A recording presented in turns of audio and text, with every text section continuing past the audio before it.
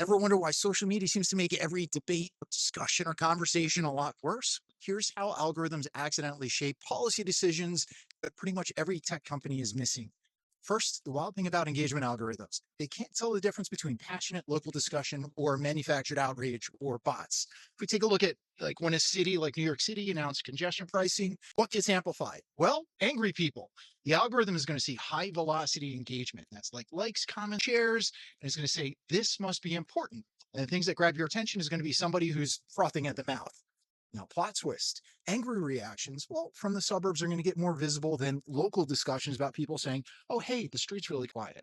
Social media platforms use population density normalization to ensure suburban and rural content doesn't get drowned out by cities, which does make sense. There's more people, there's more activity.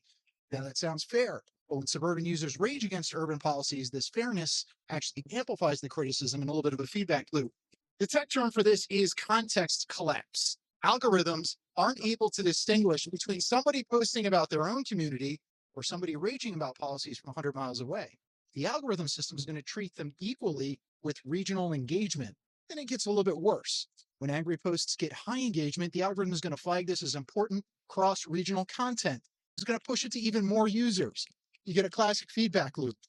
But engineers track stuff like spam prevention, bot detection, basic engagement matrix. But engineers are going to be missing policy context. That's too complicated. Or local versus outside influence. That's how you get a lot of Russian bots or Chinese bots. The quality of the discourse and the information that's out there, that's not measured.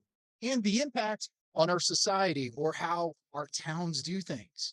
So when stuff like congestion pricing discussions explode, the algorithms are going to amplify extreme reactions. It's going to bury nuanced analysis.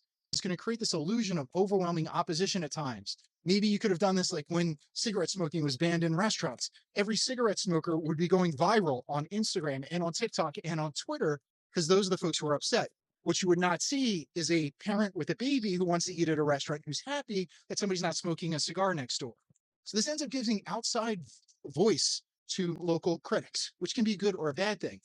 The system isn't just showing you organic public discourse.